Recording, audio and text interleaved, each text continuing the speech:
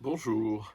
Alors, en faisant un petit exercice avec, Catherine, heu, on est arrivé à une réflexion intéressante. Alors l'exercice était très simple, c'est un exercice que je fais faire souvent, c'est de prendre conscience que lorsque vous ouvrez les sens, c'est-à-dire là, par exemple, je prends conscience du paysage, des moutons, des maisons, des arbres. Je ne nomme pas tellement, mais surtout j'accueille de plus en plus large. J'entends les bruits des petits oiseaux, les gens qui discutent en bas, etc. Tout ça, j'accueille la manière dont je suis assis, l'air frais parce qu'il fait, ça a beau être une très belle matinée de printemps, il fait pas très chaud.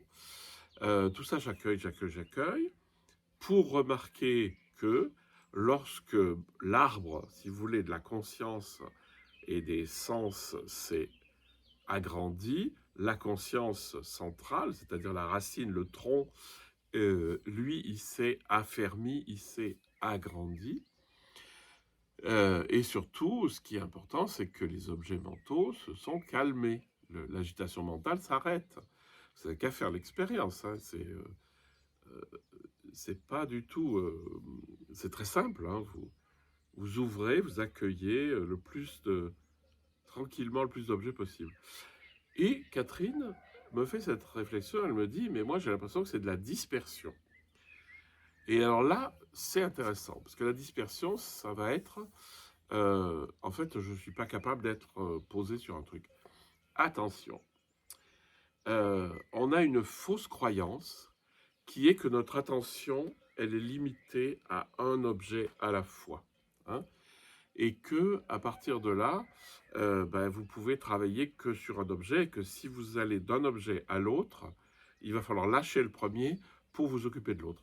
Ça, c'est vrai dans le cas de la concentration. Je me concentre sur cet objet, puis je me concentre sur celui-là. Mais la concentration, ça n'a rien à voir avec ce dont je parle. Moi, ce dont je parle, c'est un truc hyper large, c'est-à-dire où tout est présent à la fois, évidemment pas de manière ultra euh, concentrée, parce que c'est pas possible. Vous pouvez pas être concentré sur tout à la fois, mais on s'en fout parce que de toute façon on n'en a pas besoin. Mais juste dans le très très large. Et que donc tout ça c'est pas une dispersion, c'est un élargissement. Ça n'a rien à voir. C'est-à-dire, on se limite pas chaque fois à un objet et de croire que, ah d'accord, alors là je vais faire attention à la température de l'air qui vient sur mon visage. Là je vais écouter le bruit. Là je vais regarder les moutons. Non. Voilà, j'ai entendu le coq, je vois les moutons, j'entends les gens qui discutent derrière moi, je vois la couleur du ciel qui est magnifique. J'accueille mon corps posé là et tout ça c'est tout en même temps. C'est tout en même temps de manière assez floue, mais c'est tout présent. Parce qu'en fait, l'essentiel, c'est d'accueillir tout ça dans le très large. Euh, et l'illusion, c'est de croire que en fait, la conscience est petite. Ma conscience humaine n'est pas petite, c'est moi qui la rétrécis. Euh, la conscience humaine, quand elle est au maximum, elle est infinie. Ça ne veut pas dire que je suis conscient de tous les objets du monde, hein. Ça aussi, c'est une espèce d'illusion, c'est de croire que quand on est éveillé, on prend conscience de ce qui se passe de l'autre côté de la Terre. C'est une grosse connerie. Non, c'est pas vrai. Ce qui est vrai, c'est qu'on touche une conscience infinie qui nous habite, avec les objets qui me sont donnés ici, parce que je pars de cette centralité que je suis, et que, ben voilà, là, il se trouve que j'ai ce paysage. Si j'étais de l'autre côté de la vallée, j'en aurais un autre.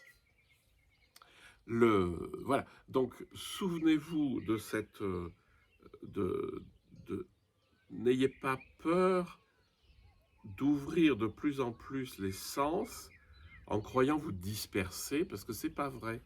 Vous vous dispersez dans la mesure où vous les regardez de manière séparée, comme des objets séparés, et, et où vous vous concentrez sur un truc après l'autre.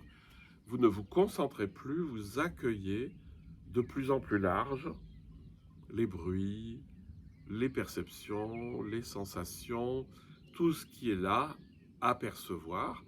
Et là, vous allez vous rendre compte que l'objet mental, les objets mentaux se sont volatilisés, c'est-à-dire qu'ils ne se courent plus après.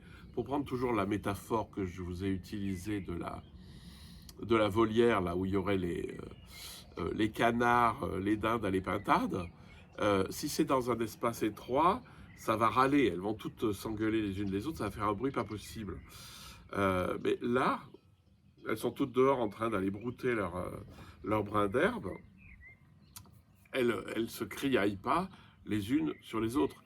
C'est pour ça qu'on peut dire que le mental s'arrête. C'est pas tellement qu'il s'arrête, il s'apaise. C'est-à-dire que voilà, les objets mentaux existent, ils sont là dans le paysage, mais ils sont plus du tout agissants.